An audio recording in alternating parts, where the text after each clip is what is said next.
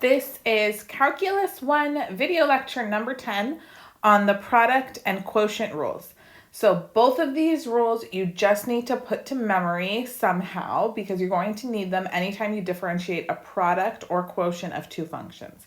So first let's look at the product rule.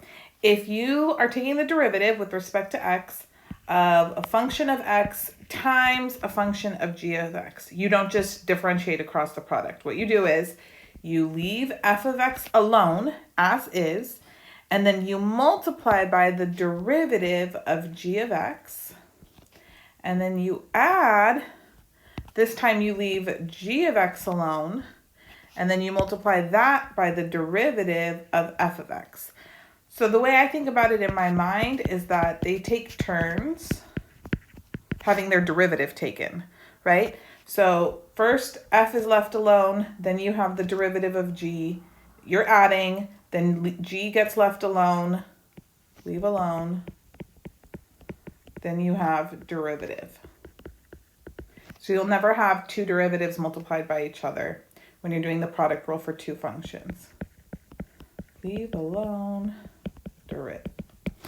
Okay, another way you might see this written is f times g prime equals fg prime plus g prime f. And if you switch the order around, it's not a big deal because multiplication and addition are both commutative. So as long as you remember, you're only going to differentiate one function at a time, and then you multiply it by the other function left alone, and just keep adding, you're good to go. Okay, quotient rule is a little more involved. And for that reason, I have a little song that my calculus teacher taught me back in the day that I still use even now. So I'm going to tell it to you guys. So if you're differentiating with respect to x, a function of x divided by g of x, here's how it goes. You have g of x multiplied by the derivative of f of x. Notice here we have minus f of x times the derivative of g of x. So again, it looks like they're taking turns having their derivative taken, but the order matters because you have subtraction in the numerator. So if you do it in a different order, you could get the wrong answer. The sign will be off. And then you divide by g of x squared. So another way you might see this is f divided by g prime equals g f prime minus fg prime over g squared. And so here's what my high school calc teacher taught me. If you think of the numerator, you can call that high because it's on top, and the denominator is low because it's on the bottom of the expression. And you take the derivative, you end up with the denominator, which is low. Derivative of the numerator we're going to call d high, right? We know that's another notation for taking the derivative. Minus high, that's f, d low, derivative of the denominator over low. So I'm not singing for you guys. I will not torture anybody with that. But you can kind of say it in a little sing-song way to yourself. Low d high minus high d low over low. Another way I've heard it is low d high minus high d low, square the bottom, away you go. You can also, I mean, there's so many versions of this. Now you're doing Snow White. So you've got high over ho prime, and then you could also do ho d high minus high d ho over ho. It really is just up to you. Either way, memorize one. I stick to low d high minus high d low over low just because that's the one I've used for quite some time now. Okay. So here we go. We're just going to apply both of these rules. And you really have to memorize them because they're not going away. All right. And if you need any more calculus, especially after this class, this has to be burned in your brain in like a reflex. Okay. So let's differentiate the following functions. We have y equals e to the x divided by 1 plus x. So I'm gonna do the low d high business. Okay.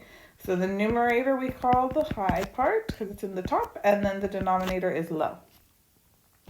So the derivative y prime, or dy dx, I like dy dx, is equal to, here we go, low d high. So low is 1 plus x, D high means derivative of the numerator. Derivative of e to the x is just e to the x. Minus high d low. High is the numerator, leave it alone. D low is the derivative of the denominator. So the derivative of 1 plus x, derivative of 1 is 0, derivative of x is 1. Over, and then low, low, so you just square the denominator. So I have 1 plus x squared, like that. Good, now we just have to clean up. So let's distribute this out here. So we will have e to the x plus x e to the x minus e to the x over 1 plus x quantity squared. And then these e to the x's cancel out so nicely. So I just have x e to the x over 1 plus x quantity squared.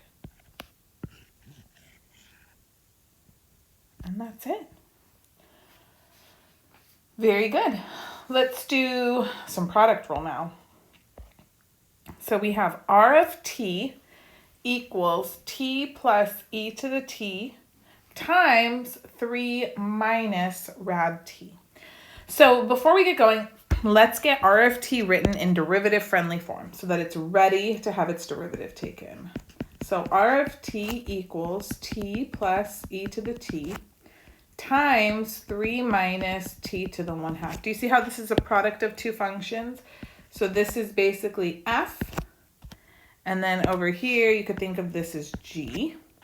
So I'll write out the product rule here that we're going to use. So r prime of t, we'll use f g prime plus f prime g. Again, if you did f prime g first plus f g prime, it doesn't matter because addition's commutative, so it's all good. All right, now we're going to take the derivative, so I'm going to write r prime of t. Make sure you indicate that. I'm going to follow this format here. So first, I take f of x, leave it alone, or f of t, excuse me, as is. Don't touch a thing. So I'm just going to write t plus e to the t. Okay, this is f. Then I'm going to multiply that by g prime, the derivative of g. So g prime, derivative of 3 is 0.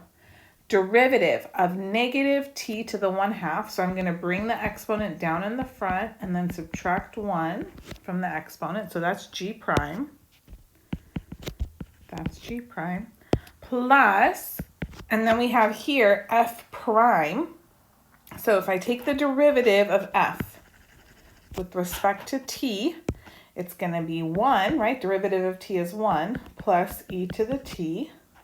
So let me indicate this is f prime times g, left alone as is. Don't touch it. Otherwise, it's derivative overload within the same term. 3 minus t to the 1/2.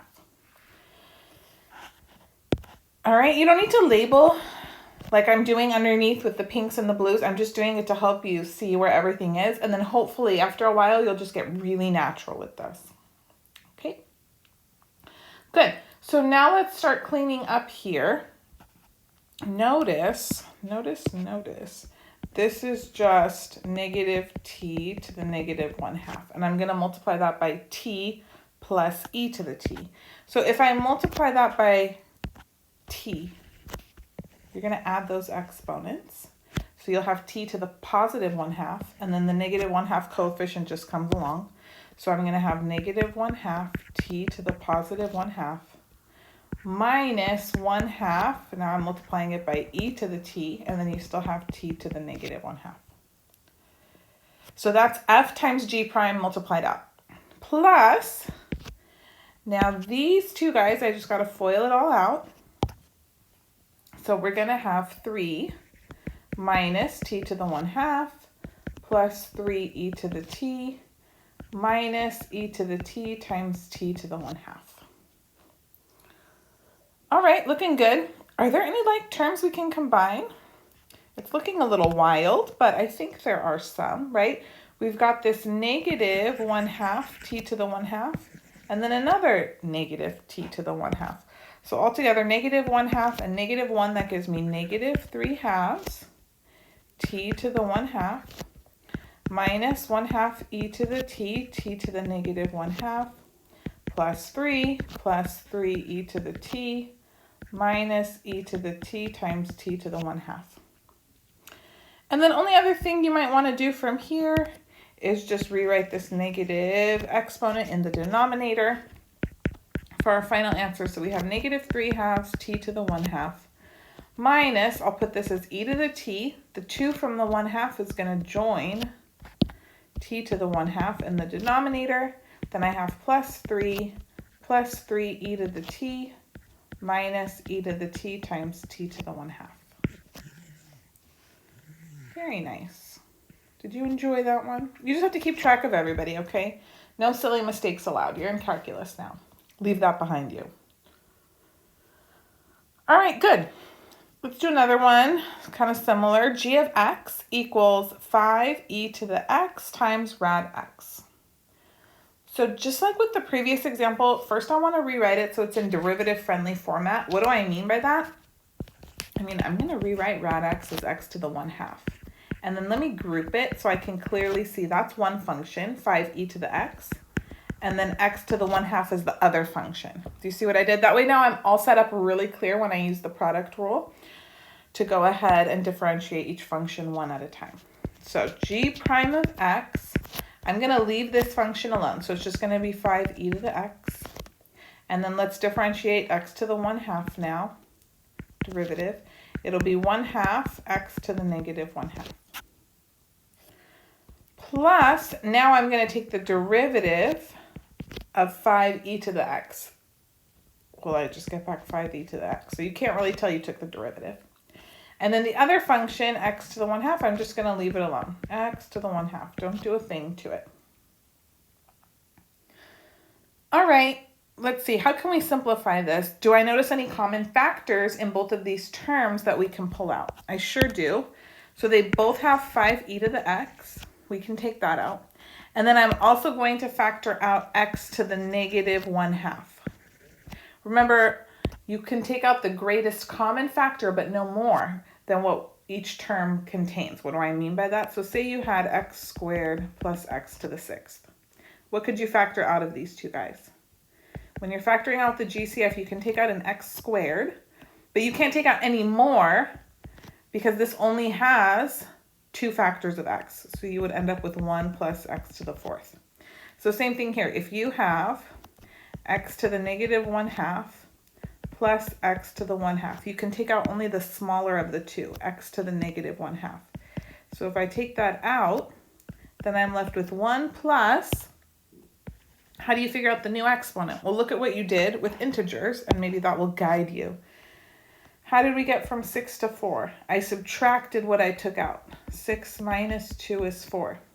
You do the same thing here. So 1/2 minus negative 1/2 is 1/2 plus 1/2, which is 1. So you're going to have x to the 1st left over when you factor it out. Okay, so let's do it.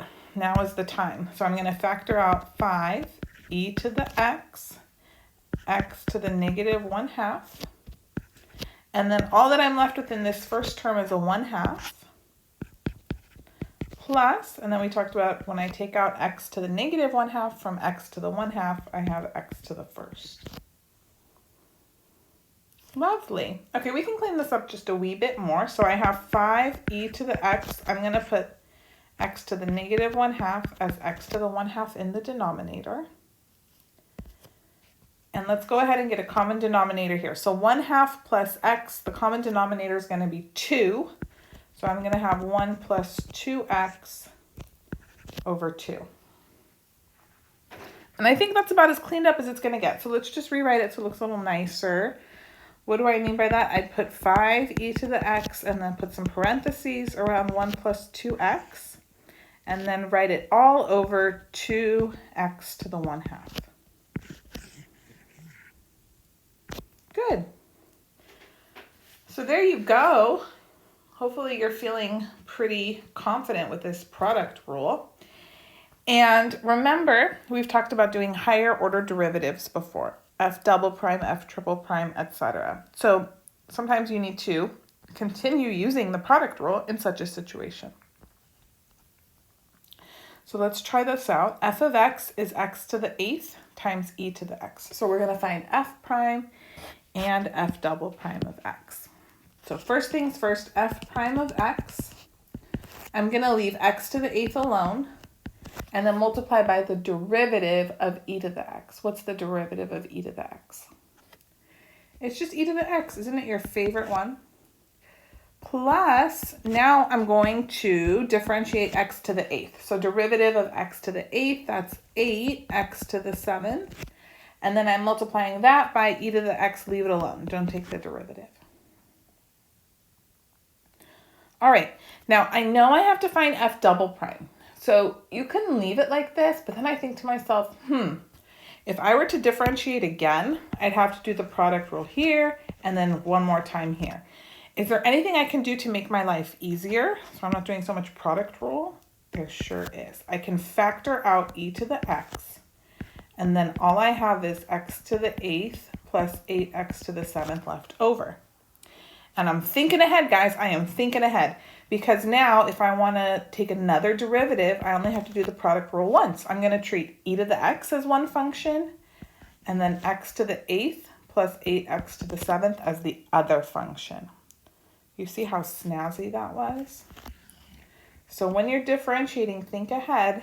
Say, what's going to help me do the problem as seamlessly as possible? And the easier you make computations for yourself, the less likely you are to make a silly mistake. Not that you couldn't get the right answer if you did 2 product rule applications, but you're increasing the likelihood of doing something silly when you have all these terms to keep track of. All right, let's go one more round. So f double prime of x, I'm going to leave e to the x alone. Now I'm going to differentiate x to the 8th plus 8x to the 7th. So derivative is going to be 8x to the 7th plus 56x to the 6th. Did you get that? Excellent. Then to that, I'm going to add derivative of e to the x. Well, that's just e to the x. And then now I'm going to multiply by, leaving the other function alone, x to the 8th plus 8x to the 7th. Okay, and then let's clean it up in the same way where we factored up the e to the x. They didn't ask us for a third derivative, but it just cleans things up so nicely. So I'm going to take e to the x out from both of these terms here. All right. So we've got e to the x times 8x to the 7th plus 56x to the 6th plus x to the 8th plus 8x to the 7th. And then these guys are like terms, so let's combine them. So we have here e to the x, and I'll put everything in descending powers. So we have x to the 8th plus 16 x to the 7th plus 56x to the 6th. We could factor out x to the 6th if we want, but if we're going to take another derivative, I would leave it like this. All right, so just depending on whatever you're using this derivative for. Later on, we're going to set derivatives equal to 0. So in that situation, I would factor out x to the 6th from all of these terms. But if you were to need a third derivative, I would leave it, okay? Very nice. We've been ignoring the quotient rule for a while, right? We've done so much product rule. Let's go back and not forget about it. Poor quotient rule. So here we have y equals x plus 1 over x cubed plus x minus 2. So remember, we're going to use the little rhyme. High for the numerator, low for the denominator. I'll write it out again. So high over low prime is low-d high minus high-d low. Square the bottom, away you go, or low, low. Okay, so dy dx, or y prime, I'll write y prime for you people once, equals low, so so x cubed plus x minus 2, d high. So derivative of x plus 1, that's just 1, minus high, which is x plus 1. Now, d low, derivative of x cubed plus x minus 2. That's going to be 3x squared plus 1. Over, and then you square the denominator, and away you go. X cubed plus x minus 2 squared. Fabulous. So we just clean up now in the numerator. X cubed plus x minus 2 minus, and then FOIL this all out. So lovely. We're going to have a 3x cubed plus x plus 3x squared plus 1 over denominator squared. Don't ever multiply that out. Typically, you're going to set the denominator equal to 0, or you're going to want it factored so you can cancel some factors from the numerator. So the majority of the time in math, you're not going to multiply out a denominator. All right, let's see what's going on here. So we've got x cubed plus x minus 2 minus 3x cubed minus x minus 3x squared minus 1 all over x cubed plus x minus 2 squared. Whew, okay, look at all this canceling we can do in the numerator. I'm serious. The x's cancel. Okay, that was it. But we can combine some like terms. I got overly excited here. So we have x cubed and negative 3x cubed. So that's going to be negative 2x cubed. All right. Next on the list, we've got negative 3x squared. All right, all right. And then we've got some constants here. Negative 2 and negative 1, so that's going to combine to negative 3. And then this is all over x cubed plus x minus 2 squared. Fabulous. I know the little rhyme or sing-song way of remembering it might seem silly to you, but I will tell you this. The majority of the time students mess up using the quotient rule. I'll ask them, did you say the rhyme to yourself? And their answer is no. So unless you can find some other way to do it perfectly every single time, just use the rhyme. It's pretty helpful. Okay, last example here. Find the equations of the tangent line and normal line to the curve y equals rad x over x plus 1 at 4, 0.4. So to get the equations of these lines, I need a point and a slope. I have the point for sure. I need the slope, and the slope of the tangent line comes from evaluating the derivative of that function at the point. So let's go ahead and find the derivative, dy dx. And again, I need to use the quotient rule. If you want, let's rewrite y so you don't forget that y equals x to the 1/2 over x plus 1, right? Put it in derivative-friendly format so you're ready to roll. So dy dx, much better, is low d high. So low is x plus 1. D high is 1/2 x to the negative 1/2. Minus high, so leave the numerator alone. D low, derivative of x plus 1 is just 1. Square the bottom, away you go. X plus 1 squared. Beautiful. Now, you can clean this up more. However, since I just need the slope of the tangent line at this point, I can go ahead and plug in 4 for x and then clean it up then. And it might make things a little easier.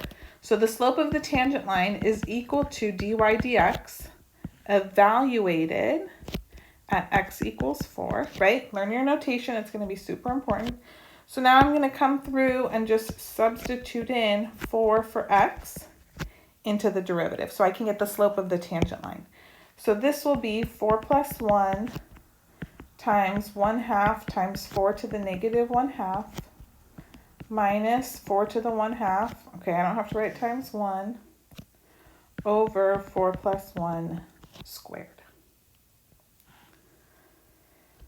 Looks good. So let's see what's going on in that numerator. We've got 4 plus 1, so that's 5,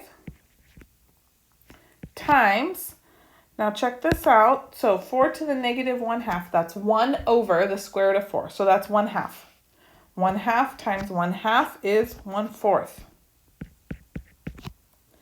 Then I have minus 4 to the 1/2, which is 2, over 4 plus 1 quantity squared, that's 25. Okay, so I want to clear out, this is a complex fraction at the moment. We've got a fraction within a fraction. We can't have that. So we're going to multiply through by the LCD. I'm going to multiply numerator and denominator by 4. And now I have, that'll cancel out. This is 5 minus 8 over 100. So this is negative 3 over 100. That is the slope of the tangent line. I also can figure out the slope of the normal line now. Remember, they're opposite reciprocals. Their product equals -1, so you flip it and change the sign. So the slope of the normal line is going to be positive 100 over 3. Good. And then just to remind you, the point where I'm writing the equations of these lines is at 4, 0.4. So let's put it all together. This is the fun part. So the tangent line, the slope is -3 over 100. So I have y minus 0.4 equals, now since they used a decimal for the y coordinate, I'm going to switch this to -0.03 times x minus 4. And then after you distribute and clean up, you'll end up with y equals -0.03x plus 0.16. All right, that one looks good. Now let's move on to the normal line. Here's the issue. 100 over 3, the slope of the normal line, is a repeating decimal, this guy. So I'm not going to switch it to a decimal. What I'm going to do instead is switch 0.4 to a fraction because I want to have an accurate equation, no rounding allowed. So 0.4, that's 4 over 10, which is 2/5, right? Okay, so now let's put it all together. So I'm going to have y minus 2/5 equals 100 over 3 times x minus 4. Then we distribute, so y minus 2/5 equals 100 over 3x minus 400 over 3. And I need to add 2/5 now. Add 2/5. Common denominator is going to be 15. And so just double check. Y is going to equal 100 over 3x. This is a -400, so if I multiply by 5, you'll have -2000, and then I add 2 times 3, 6, so this is -1994 over 15. That is the equation of the normal line. So again, I didn't use a decimal because I did not want to round 100 over 3 and have a rounded number as the slope in my equation. The -3 over 100 was fine because that decimal terminated and they used a decimal. Okay, just check with your instructor when you're making decisions like this because the rule is not, set in stone for all this business. So anyways, that concludes the lesson on the product rule and the quotient rule. I hope you enjoyed it. Please give this video a thumbs up, subscribe, and then we have more derivative fun to come, chain rule, trig derivatives, all sorts of good stuff.